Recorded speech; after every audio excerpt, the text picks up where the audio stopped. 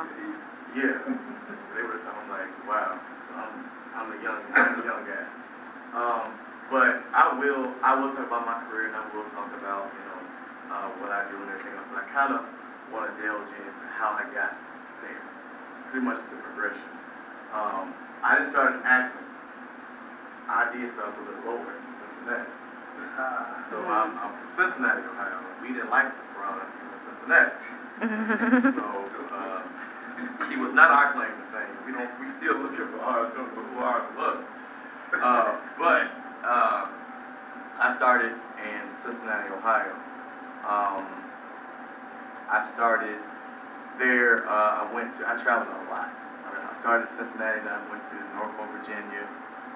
My dad was in the military, and then my parents got divorced, and so we moved back to Cincinnati, and I moved around a whole lot. I went to, I think, in my time in school, I think I went to maybe 13 different schools from elementary to high school. And then I moved to Atlanta the second semester of my junior year of high school, and I went to Mays High here in Atlanta, and then graduated from here. Stayed here, went to college. I was doing classes while I was in high school, in college still. Half the day I was at school, and the other half of the day I was at Georgia State. Once I graduated I didn't finish that though. You said you finished there? No.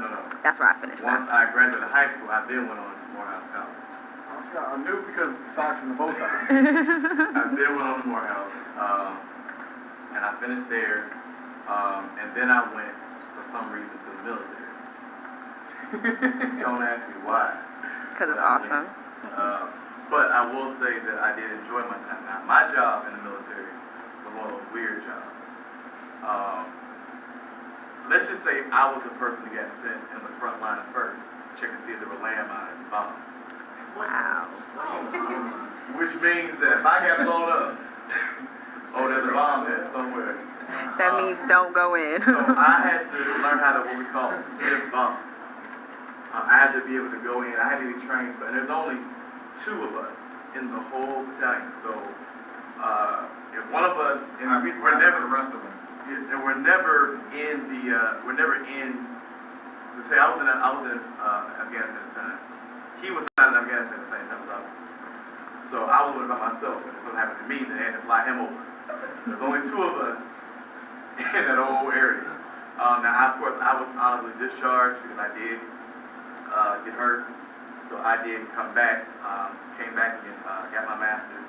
I did teach right before I went over, and I was also teaching while I was over there. I was actually teaching some of the soldiers while I was over there. And then came back, working on my master's, and still teaching. But I will say that in all that, I had a kind of a setback. I had 2 setbacks.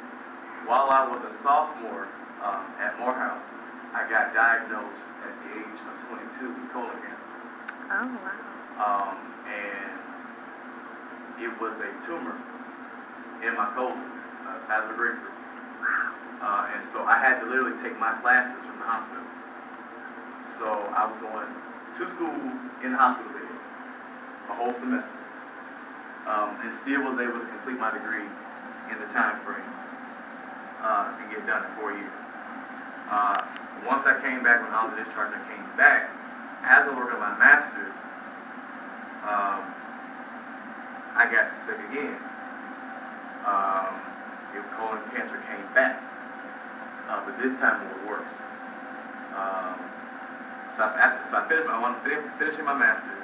I still wanted to finish my PhD. So I started working my PhD, but I got hospitalized again to the point where the cancer got so bad I couldn't walk. I got down to 88 pounds. I'm only about this big now.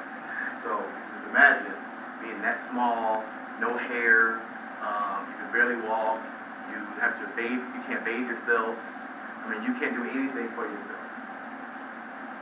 But I was going to change, and that, I had a revelation, and now I was going to go back and I was going to, get straight A's. was confident about that. So I went back and I was focused. So what you think I got the second semester?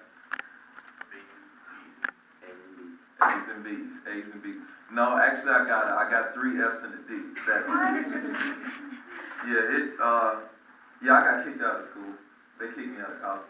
You knew they kicked you out of college, right? Great. Yes, they will kick you right out of college if your grades ain't good enough. Now this is a trick question, kind of on the spot. Why would a university that you're paying money to go to kick you out of school as long as they get their money? Well, why would they kick you out? So you come back and spend some money. No, but see, they kicked you out.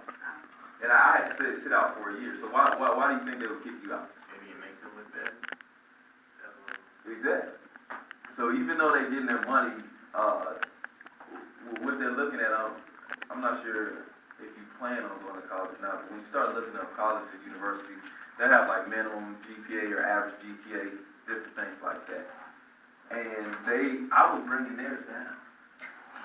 You know, because, I was bringing the whole university's GPA down, but, because the worse the students do, the poorer the education looks like. Even though once you get to college, a lot of it is most of it is up to you.